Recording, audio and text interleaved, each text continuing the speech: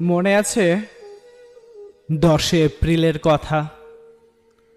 2025 সালের এসএসসি পরীক্ষার্থীদের ধরেছে মাথা। রোজা গেল, ঈদ গেল, গেল কত অনুষ্ঠান। হঠাৎ করে এসএসসির কথা মাথায় এলে বেরিয়ে আসতে চাই প্রাণ। ও ভাই, তোমাদের কিছু কথা বলে যেতে চাই। পরীক্ষা হবে, তার নির্ধারিত সময়ে পরীক্ষাটা হবে। পরীক্ষা হবে তোমার পড়াশোনার উপর ভিত্তি করেই তোমার পরীক্ষা হবে।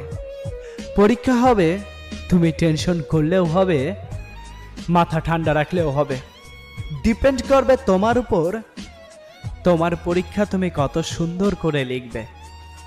শুধু পরীক্ষা দিলেই হবে না, শুধু পরীক্ষা দিলেই হবে না, জানতে হবে অনেক নিয়ম কানুন। তাই তো সবার আগে বলবো, একটু একটু করে দ্রুত লেখার অভ্যাস করুন। এটাও পরীক্ষার একটা ধাপ। আমরা শুধু পড়াশোনা করি, লিখি না। আমরা শুধু টেনশন করি, পড়ি না। স্মার্ট ওয়ার্ক কথাগুলো শুনেছ না?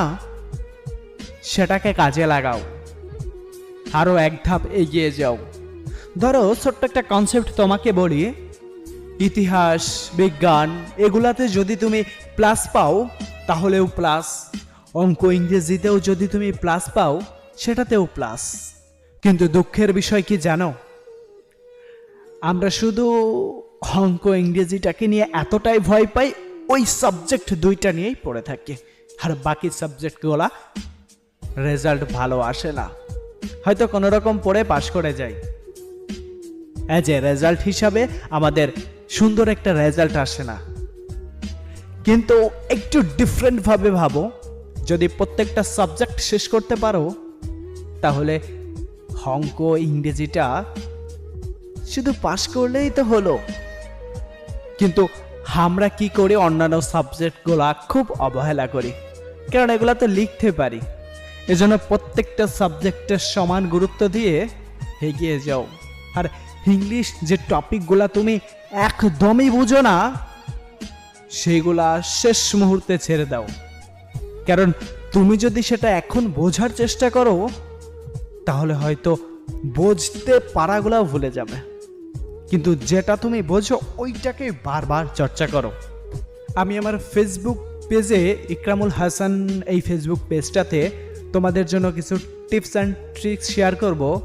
আমি আমার লাইফ এক্সপিরিয়েন্সটা শেয়ার করব, কিভাবে আমার একটা বন্ধু বারবার ফেল করা ছাত্র 4 পয়েন্টের মতো ভালো একটা রেজাল্ট নিয়ে নিমিষে পাশ করে গিয়েছে। এজন্য বলি, হার্ড ওয়ার্ক নয়, স্মার্ট ওয়ার্ক করো। তোমার কিছু বন্ধু সব সময় পড়ে, আর তোমার কিছু বন্ধু দেখবে অল্প পড়ে অনেক কিছু বোঝে। এই ভিডিওটা যদি তোমাদের মধ্যে জনপ্রিয় হয়, আমি কথা দিলাম তোমাদের পড়াশোনার মোটিভেশন, তোমাদের পড়াশোনার আগ্রহ আমি ফিরিয়ে দিব। 1 মিনিট কথা শুনবে, স্মার্ট ওয়ার্ক করবে, আর সারা রাত পড়াশোনা করার এনার্জি পাবে। Signing off, Ikramul baby. Facebook profile Ikramul Hasan. Personal যে কোনো প্রশ্ন করতে নক করুন। ধন্যবাদ।